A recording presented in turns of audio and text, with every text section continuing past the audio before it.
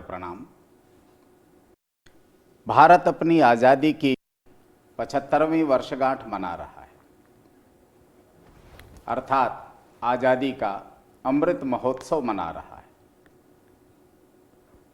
जब भी हम आज़ादी की बात करते हैं तो हमारे ध्यान में दो पक्ष तत्काल आते हैं। पहला पक्ष स्वतंत्रता प्राप्ति से पहले का कालखंड, जिसमें अत्याचार की भरमार थी और उसके बीच में वीर क्रांतिकारियों की संघर्ष गाथाएं नित्य प्रति सुनने को मिलती थीं। दूसरा पक्ष 15 अगस्त सन 1947 का वह दिन जब भारत को आज़ादी प्राप्त हुई, भारत स्वतंत्र देश घोषित हो गया और 26 जनवरी 50 को भारत गणतंत्र घोषित हो गया। गणतंत्र घोषित होते समय भारत के लिए एक सुखद क्षण आया कि भारत एक लोकतंत्र घोषित हुआ और लोकतांत्रिक व्यवस्था के अंतर्गत भारत के शासन को सुचारू रूप से चलाने के लिए संविधान की रचना हुई और वो संविधान श्रीमद् भगवत गीता के रूप में हम सबको प्राप्त हुआ। संविधान रचना के पश्चात ही जन जन को यह पता चला कि उनके हाथ में एक विशेष शस्त्र आ गया है और वो शस्त्र था उनका स्वयं का मतदाता बनना। मतदाता अर्थात वो व्यक्ति जो अपने शासक के चुनाव में अपना महत्वपूर्ण योगदान कर सकता था। मतदाता अर्थात वो व्यक्ति जिसको राजनीतिज्ञों ने नारायण कहा। मतदाता अर्थात वो व्यक्ति जो यह निर्णय करता है, जो यह निर्धारण करता है कि उसके देश में आने वाली सरकार कैसी होगी, क्योंकि पहले कभी राजा राजघरानों से पैदा होते थे और वर्तमान काल में अर्थात भारत की आज़ादी के पश्चात राजा प्राप्त होने लगे मत पेटियों से, वोटिंग मशीन से। इसलिए ये मतदान क्रमशः महत्वपूर्ण होता चला गया। लोकतंत्र में जैसी व्यवस्था है कि अनेक राजनीतिक दलों को अपने विचारों के प्रसार और उसके अनुरूप मतदाताओं को जागरूक करने का अधिकार रहता है। यह अधिकार राजनीतिक दल तो प्रयोग कर रहे हैं, किंतु इसका दूसरा पक्ष जो मतदाताओं के जागरूक रहने का है वह उपेक्षित हो जाता है। अनेक वर्षों तक इस दुर्दशा को देखकर भारत के निर्वाचन आयोग ने यह निश्चित किया कि वैसे तो वर्ष भर, किंतु वर्ष में एक दिन कम से कम विशेष रूप से भारतीय मतदाताओं के जागरण का दिवस निश्चित किया जाए और वो दिवस आज का ही दिन है, 25 जनवरी। आज हम और हमारा पूरा देश 12वां मतदाता दिवस आयोजित कर रहा है। राष्ट्र में चारों ओर अनेक प्रकार की गोष्ठियां चल रही हैं। गोष्ठियां मतदाताओं की ओर से भी हैं, राजनीतिक दलों की ओर से भी हैं। आज हम मतदाताओं की ओर से कुछ चर्चा करना चाहेंगे, क्योंकि ग्राम स्वराज मंच एक विशुद्ध राजनीति से दूर रहने वाला समाज सेवी मंच है और इस मंच के माध्यम से निरंतर भारत के जन जन को जागरूक करने का प्रयत्न किया जाता है। इस मंच की विशेषता यह है कि भारत के सुदूर गांवों तक अर्थात जंगल के बीच में भी और पर्वत के पीछे भी विभिन्न घाटियों में स्थित गांव के अंदर जो भोले भाले ग्रामवासी हैं वहां तक इस मंच की पहुंच है। भारत के 4 लाख गांवों को इस मंच ने अपना कार्यक्षेत्र बनाया हुआ है। इस दृष्टि से इसकी भूमिका महत्वपूर्ण हो जाती है। आज मतदाता दिवस के अवसर पर यह स्मरण करने की बात है कि भारत, जिसको हम अपनी मां कहते हैं, जो हमारा घर है, इस घर के मालिक भी हम ही हैं और पहरेदार भी हम ही हैं। मालिक इस नाते से कि हमारा घर कैसा बने, हमारे घर का वातावरण अर्थात हमारे देश का वातावरण कैसा रहे, यह हमको ही निश्चित करना है। और अपने घर के पहरेदार भी हम ही हैं कि हमारा घर सुरक्षित रहे, हमारा घर लुटने न पावे, हमारे घर पर विदेशियों का कब्जा न होने पावे। यह भूमिका भी हमको ही निभानी है, क्योंकि हम मतदाता हैं। यह विचित्र स्थिति है, किंतु जैसी भी है हमें उसको निभाना तो पड़ेगा, क्योंकि सौभाग्य से हम सब मतदाता हैं और हमारे हाथ में मत जैसा अमोघ शस्त्र हमारे पवित्र संविधान ने हमको प्रदान किया है, जिसके बल पर हम इस राष्ट्र को, अपने राज्य को नवीन दिशा दे पाने में सफल हो सकते हैं। मतदाता के नाते कुछ प्रमुख बातें हमको ध्यान में रखनी है। इस लोकतंत्र को मजबूत बनाने के लिए मतदाताओं को जागरूक करना, इसकी आवश्यकता क्यों पड़ गई?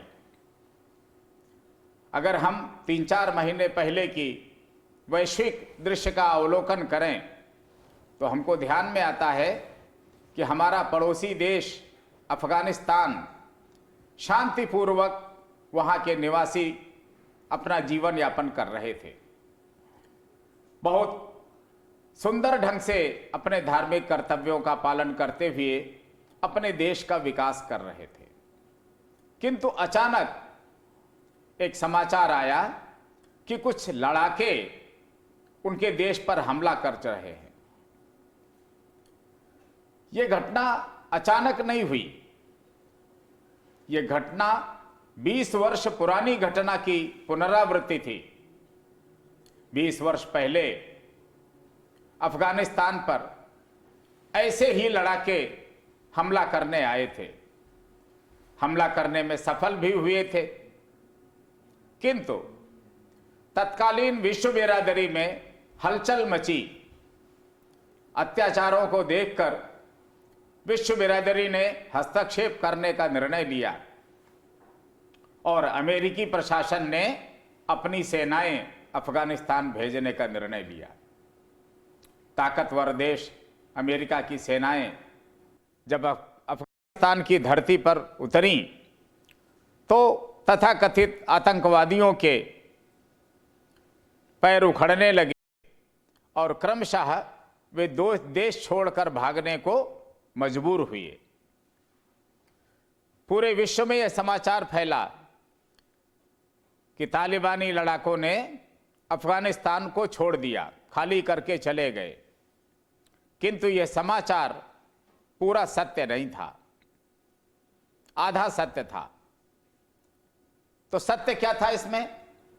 सत्य यह था कि जो तालिबानी लड़ाके आए थे उनके नेतागण तो देश छोड़कर बाहर चले गए, किंतु लड़ाके देश में ही रह गए।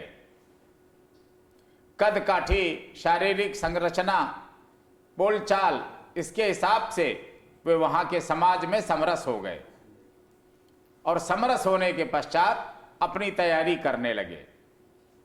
तैयारी करते करते क्रमशः वह दिन भी आया जब अफगानिस्तान में भारत जैसे अनेक देशों ने विकास के लिए सहयोग किया, अनुदान दिया और अफगानिस्तान में लोकतांत्रिक प्रक्रिया बहाल होने की ओर आगे बढ़ी। जब लोकतांत्रिक प्रक्रिया बहाल हुई तो वहां सेना में भी भर्ती शुरू हुई, पुलिस में भी भर्ती शुरू हुई और राजनीतिक दलों में ने भी हलचल प्रारंभ की। राजनीतिक दलों की हलचल प्रारंभ होते ही उन लड़ाकों में से अनेक प्रतिभावान लड़ाके राजनीतिक दलों की सदस्यता प्राप्त करके राजनीति में आगे बढ़ गए और पुलिस तथा सेना में भी वे लड़ाके भर्ती होकर सेना और पुलिस के महत्वपूर्ण पदों तक पहुंचने में सफल रहे। ये तीनों श्रेणी के लड़ाके क्रमशः अध्ययन करते रहे और 20 वर्ष का कालखंड व्यतीत करने के पश्चात एक समय ऐसा आ गया जब इन्होंने अपने आकाओं को सूचना भेजी कि अब वह पवित्र समय आ गया है जब आप हमला कर सकते हैं। और वही हुआ।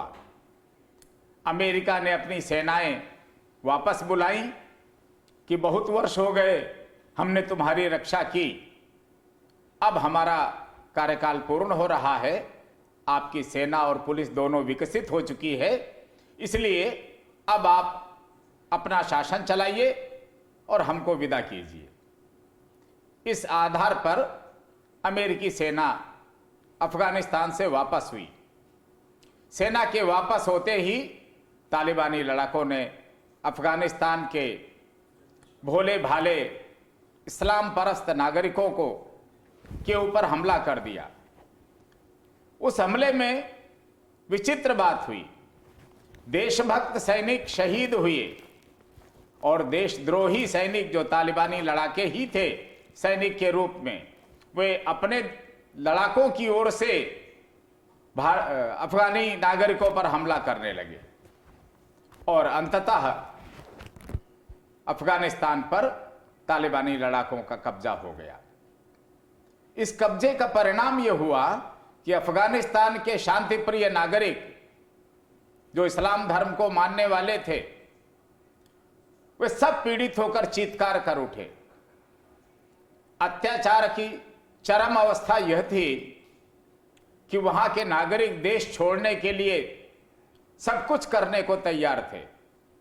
सब कुछ अर्थात यहां तक कि जब हवाई जहाज में बैठने की जगह नहीं मिली तो एक नागरिक तो हवाई जहाज के पहिए पकड़कर लटक गया कि कम से कम इतना तो पता था कि गिरेंगे जरूर, लेकिन उसके मन में एक आस थी कि कम से कम अफगानिस्तान की सीमा के बाहर गिरेंगे, भारत की ओर गिरेंगे तो कोई बात नहीं, सुरक्षित हो जाएंगे। इतना भाव अफगानी नागरिकों में था, इसलिए किसी प्रकार देश छोड़कर भागने के लिए लाखों की भीड़ हवाई अड्डे पर जमा हो गई। तमाम बहनों के साथ अत्याचार हुआ, बच्चों की जानें गईं, पूरे अफगानिस्तान में हाहाकार मच गया और वहां के राष्ट्रपति महोदय भी देश छोड़कर भागने के लिए विवश हो गए। आपके मन में एक प्रश्न आ रहा होगा, अफगानिस्तान की इस घटना की चर्चा मैं आपके समक्ष क्यों कर रहा हूं? आपके समक्ष इसलिए कर रहा हूं कि आपके देश में और अफगानिस्तान में बहुत बड़ा अंतर नहीं है। अफगानिस्तान में जो 20 वर्ष पहले हुआ था, आपके देश में 75 वर्ष पहले हुआ था। जिन्होंने बंटवारे की मांग की थी वे चले गए, लेकिन सब लोग नहीं गए, अपने मित्र मंडली को छोड़ गए, जो आज भी चाहे हैदराबाद से, चाहे कश्मीर से और चाहे बंगाल के मालदा से आवाज लगाते रहते हैं, हुंकार भरते रहते हैं और सब प्रकार से दहशत क्रिएट करने के प्रयत्न करते रहते हैं। देश में निरंतर आतंकवादी हमले हो रहे हैं और सब ओर से प्रयत्न यही है कि आज नहीं तो कल हम तुम्हारे ऊपर कब्जा कर लेंगे और तुमको मजबूर होकर हमारा समर्थन करना पड़ेगा। ऐसा ही अफगानिस्तान में भी हुआ। आप ये कह सकते हैं कि भारत में नहीं हो सकता है, क्योंकि भारत में बहुत मजबूत सेना है, सभी राज्यों के पास मजबूत पुलिस बल है और भारत में मजबूत इच्छा शक्ति का नेतृत्व है। ऐसी स्थिति में मैं स्वयं पुनः कहना चाहूंगा कि यह सब कुछ अफगानिस्तान के पास भी था। मजबूत इच्छा शक्ति वाला नेतृत्व था, पुलिस बल था। अब तालिबानी लड़ाकों की तुलना में कई गुना अधिक अफगानी सेना थी, वीर सैनिक थे, किंतु कुछ नहीं था तो एक ही बात नहीं थी, और वो था वहां के मतदाताओं में संगठन नहीं था, जागरूकता नहीं थी। अगर जागरूकता रही होती तो वो विदेशी लड़ाकों को राजनीतिक दलों में स्वीकार नहीं करते। राष्ट्रहित न करने वाले, राष्ट्र के विरोध में सोचने वाले राजनेताओं को समर्थन न देते, छोटे छोटे लाभों को किनारे रखकर फिर अपना शासक चुनते। आज भारत की भी वही स्थिति है। पवित्र संविधान ने हमको मताधिकार का अवसर तो दिया, किंतु हमको यह बोध कराने में कि हमें मतदान किसके लिए करना चाहिए, हमारा प्रशासन अभी पूर्णतया सफल नहीं हो पाया है। हमको स्वयं हिम्मत करके आगे बढ़ना पड़ेगा। भारतीय निर्वाचन आयोग ने पहल की है, हमको भी इस पहल में हिस्सा बटाना पड़ेगा, हाथ बटाना पड़ेगा। तब कहीं इतने बड़े देश में हम सारे मतदाताओं को जागरूक कर पाने में सफल होंगे। आज देश का जो दृश्य है उसमें राजनीतिक दलों ने सत्ता प्राप्ति की खातिर समस्त मतदाताओं को अनेक स्वरूपों में विभाजित कर दिया है। हमारे अंदर प्रांतवाद है, भाषावाद है, जातिवाद है, धार्मिक पक्ष है, गरीब और अमीर का पक्ष है, दलित और अगड़े पिछड़े का पक्ष है। कहने का अर्थ यह कि जितने प्रकार से हमारे टुकड़े करने संभव थे, इन राजनीतिक दलों के राजनेताओं ने वो सब प्रकार हमारे ऊपर आजमाए हैं और हमको विभाजित करने का, तोड़ने का सब दिशा से प्रयत्न किया है। अब हमको यह सोचना है कि हम इनके बहकावे में आवें या अपनी मति का, अपनी बुद्धि का प्रयोग करें। आपके देश का, आपके प्रदेश का हित किसमें है? पिछले 5 वर्ष आपके देश में, आपके प्रदेश में जिसने शासन किया, उसकी नीतियां कैसी थी, उसका आचरण कैसा था? क्या वह परस्पर लड़ाई कराने वाला शासन था? क्या विकास की ओर से उपेक्षा का भाव अपनाने वाला शासन था? क्या जनता के हित का विचार नहीं किया पिछले शासन ने? क्या जनता के योगक्षेम की चिंता नहीं की? कोरोना जैसी महामारी जिसमें विश्व के अनेक राष्ट्र लगभग बर्बाद हो गए, उस महामारी के समय का प्रबंधन हमारे प्रदेश में कैसा रहा? अगर इसकी चर्चा का अवसर आता है तो ध्यान में आता है कि विश्व भर में हमारे प्रदेश के कोविड प्रबंधन की सराहना हुई। पिछले 500 वर्षों से पवित्र अयोध्या धाम में श्री राम जन्मभूमि का विवाद चलता चला आ रहा था। गलती किसकी थी यह तो मैं कह पाने में सक्षम नहीं हूं, किंतु यह जरूर मैं कहूंगा कि इतने शासक आए और गए, किंतु पिछले शासन में ही या कहें वर्तमान शासन में ही हमको शांतिपूर्वक समाधान प्राप्त हुआ। दोनों धार्मिक अनुयायियों को समाधान प्राप्त हुआ और दोनों संतुष्ट होकर अपने अपने धर्मस्थल के विकास में आगे बढ़े। हमारे प्रदेश की शिक्षा व्यवस्था कितनी लचर हो चुकी थी। हमारे प्रदेश से पास आउट विद्यार्थियों को दूसरे प्रदेशों में बिना प्रवेश परीक्षा पास किए आगामी उच्च कक्षाओं में स्थान नहीं मिलता था। सब और यह चर्चा थी, अच्छा उत्तर प्रदेश से आए हो अर्थात नकल करके ही पास हुए होगे। आज यह भाव समाप्त करने में प्रदेश शासन को सफलता मिली। ऐसी अनेक बातें हमारे समक्ष हो सकती हैं जिनका हमें अध्ययन करना चाहिए और कौन हमको अच्छी दिशा में ले जा सकने में सक्षम है और कौन हमको विपरीत दिशा में ले जाना चाहता है।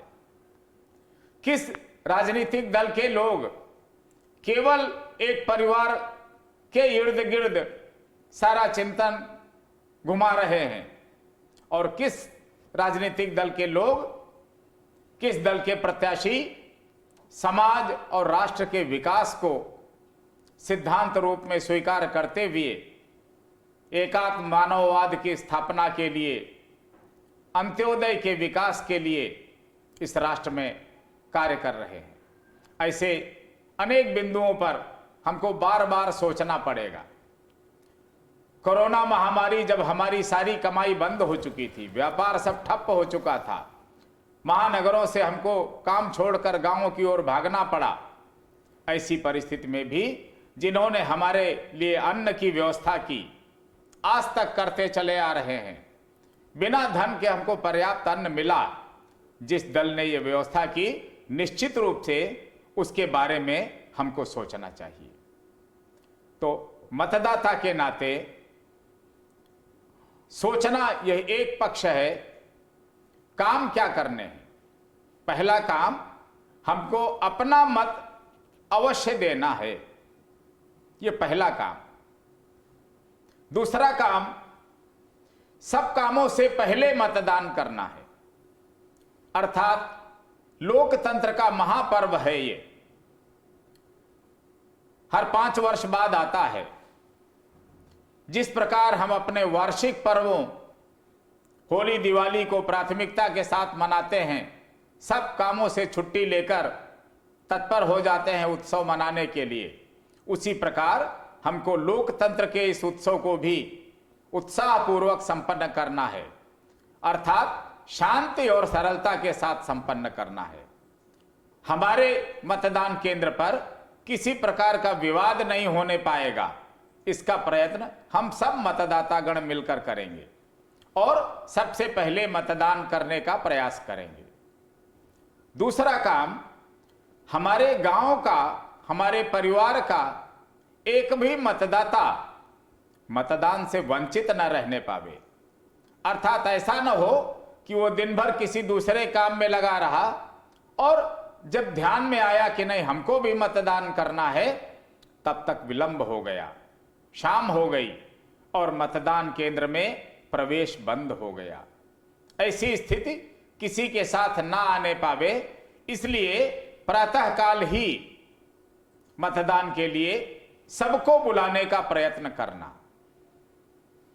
और तीसरा काम, हम सरकार बनने के बाद जो आलोचना करते हैं, अर्थात ये कैसी सरकार बन गई, इसने तो जीना हराम कर दिया, बहु बेटियों का सड़क पर निकलना दुश्वार हो गया, आदि आदि हम तमाम प्रकार की बातें करते हैं आलोचना के रूप में। लेकिन अपना प्रत्याशी, अपना जनप्रतिनिधि चुनते समय हम चूक कर जाते हैं। वो चूक क्या होती है? मतदान के पहले 2 प्रकार की धाराएं हमारे गांवों में, हमारे निवास के क्षेत्र में बहती हैं। एक धारा होती है मदिरा की। घर घर मदिरा पहुंचाने का प्रयत्न करते हैं राजनीतिक दलों के, अनेक राजनीतिक दलों के कार्यकर्ता, और घर घर धन की धारा भी बहती है। हमको रुपए देकर खरीदने का प्रयास किया जाता है हमको शराब पीकर पिलाकर बहकाने का प्रयास किया जाता है। जब शराब के बदले में हम मतदान करेंगे तो उसके पश्चात हमको सरकार कैसी मिलेगी, यह विचार करने का विषय ही नहीं है। ये तो सहज उत्तर है कि शराब का परिणाम जैसा होता है वैसा ही होगा। हम गंगा जल पीकर मतदान करेंगे और हम शराब पीकर मतदान करेंगे, दोनों का परिणाम तो स्पष्ट रूप से हमको दिखाई पड़ने वाला है। इसलिए हमको ध्यानपूर्वक इन बातों का स्मरण रखते हुए मतदान करना है और मतदान करके गौरवान्वित अनुभव करना है। आज के इस अवसर पर हम सभी प्रशासनिक अधिकारियों और सभी मतदाताओं से विनम्र निवेदन करते हैं और यही अपेक्षा रखते हैं कि आगामी मास में हमारे प्रदेश में संपन्न होने वाले आम चुनाव में हमारे सभी मतदाता सोच विचार कर देश को विकास की दिशा में ले जाने वाली सरकार चुने, देश को विकास के पथ पर आगे बढ़ाने वाली सरकार चुने, देश को विश्व पटल पर प्रतिष्ठा दिलाने वाली सरकार चुने। और आपके मन में एक प्रश्न आ सकता है कि हम देश को विकास के पथ पर ले जाने वाली सरकार की बात कर रहे हैं और चुनाव तो प्रदेश सरकार का है। आपकी बात निश्चित रूप से सत्य है, किंतु हम सब इस मामले में भी बहुत सौभाग्यशाली हैं कि हमारा प्रदेश देश की दिशा तय करता है। हमारे प्रदेश का चुनाव, हमारे प्रदेश में जैसी सरकार बनेगी, भारत देश को भी वैसी ही सरकार मिलने वाली है। अगर हम अपने प्रदेश का चुनाव करने में बुद्धि का प्रयोग करके चतुराई के साथ सफलता की ओर बढ़ते हैं तो निश्चित रूप से हम 2 वर्ष पश्चात अर्थात 2024 में अपने देश के लिए होने वाली चुनी जाने वाली सरकार का भी चुनाव करने में सफल होंगे और इस प्रकार हम अपने इस महान राष्ट्र को योग्य दिशा में, विकास की दिशा में ले चलने में सफल होंगे। हमारे बीच में अनेक बार लोग कुछ उलाहना देते हैं, जैसे कि ऐसा तो हमने कभी नहीं देखा, और ये कहते समय कई बातें बोलते हैं। उनमें से एक बात सामान्य सी रहती है और वो होती है, हाय राम इतनी महंगाई। आपको महंगाई के संदर्भ में एक हास्यास्पद कहावत सुनाना चाहूंगा मैं। उत्तर प्रदेश के सभी विद्यार्थी प्राथमिक कक्षाओं में मिस्टर घाघ नाम के कवि की कहावतें पढ़ चुके हैं। मिस्टर घाघ हमारे बचपन से भी पहले पैदा हुए थे। तब उन्होंने अनेक रचनाओं में महंगाई पर भी एक रचना बनाई थी, लिखी थी। उस रचना की एक पंक्ति मुझे याद है, पूरा तो भूल गया, बचपन में पढ़ा था। और वो एक पंक्ति क्या थी, लगभग 70 वर्ष पहले की पंक्ति। वो थी, टका पसेरी जोन्हरी बिकाए, गति महंगाई कछु कही न जाए। अर्थात जब 1 पैसे की 5 किलो ज्वार बिकती थी, तब मिस्टर घाघ महोदय महंगाई का रोना रो रहे थे।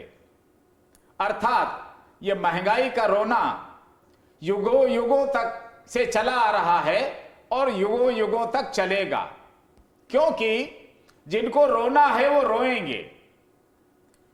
इसका बहुत बड़ा असर नहीं पड़ता है। शराब पीने वाले कभी महंगाई का रोना नहीं रोते, वो भी इसी समाज के लोग हैं ना, अपनी जेब से ही खरीदते हैं और पीते हैं। हम पेट्रोल का रोना रोते हैं। महीने में कितने लीटर पेट्रोल भराते हैं अपनी गाड़ी में। जितने कमर्शियल व्हीकल हैं वो तो अपने चार्जेस में तुरंत उसको इंक्रीज कर लेते हैं, बढ़ा लेते हैं, खर्च में जोड़ लेते हैं। और जितने प्राइवेट निजी वाहन चालक हैं, 2 व्हीलर 4 व्हीलर के, वो सब ऐसे हैं जो वाहन खरीद सकते हैं, वो निश्चित रूप से ये विचार करें कि उनको देश का विकास, देश का सम्मान, देश की दिशा प्यारी है या सस्ता पेट्रोल प्यारा है। उनको देश की सुरक्षा प्यारी है। आप कल्पना करके देखिए कि जिस मां ने अपना बेटा भारतीय सेना में सैनिक के रूप में भर्ती होने के लिए भेजा, जिस पत्नी ने अपना पति भेजा, जिस बहन ने अपना भाई भेजा, क्या उनको पेट्रोल की महंगाई नहीं दिखती है? दिखती है, उनको भी दिखती है। लेकिन साथ ही साथ उनको यह भी दिखता है कि हमारे परिवार का जो लाडला, हमारी संतान, हमारा भविष्य भारत की सीमा पर अहरनिश पहरा दे रहा है।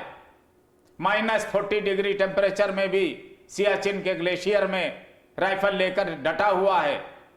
उसके सब प्रकार की सुख सुविधाओं का ध्यान रखने के लिए, उसको सब प्रकार से मजबूत बनाने के लिए, भारतीय सेना को विश्व विजयी बनाने के लिए जितने शस्त्र अस्त्रों की आवश्यकता थी, वो सब भारत सरकार ने जुटाने का प्रयत्न किया है।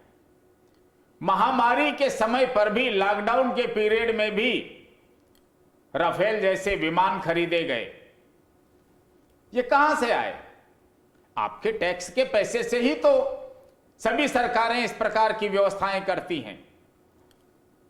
आपने पहली बार महंगाई देखी है तो पहली बार चाइना के सैनिकों को पीछे हटते हुए भी देखा है। इससे पहले कभी नहीं देखा था, ये पहली बार ही हुआ है। आपने पहली बार महंगाई देखी है इतनी ज्यादा, 100 रुपए पेट्रोल देखा है तो पहली बार ही आपने विश्व पटल पर भारत की छवि को उभरते हुए देखा। अनेक विदेशी राष्ट्राध्यक्षों को भारतीय राष्ट्राध्यक्ष का स्वागत करते हुए प्रोटोकॉल को तोड़ते हुए देखा। यदि ऐसा देखना आपको अच्छा लगा है और निरंतर देखते रहना चाहते हैं और विश्व पटल पर भारतवर्ष को, भारत माता को विश्व गुरु के स्थान पर विराजित करना चाहते हैं, तो निश्चित रूप से हमको पेट्रोल जैसे दामों के संदर्भ में विचार छोड़कर कुशलतापूर्वक बुद्धि का प्रयोग करते हुए हमको मतदान करना है और योग्य नेतृत्व अपने प्रदेश को भी और देश को भी प्रदान करना है। मुझे लगता है आज के इस अवसर पर इतनी चर्चा पर्याप्त है। आगे फिर कभी भेंट होने पर पुनः इस संदर्भ में चर्चा करेंगे। आप सबको प्रणाम करते हुए मैं अपनी वाणी को विराम देता हूं। धन्यवाद।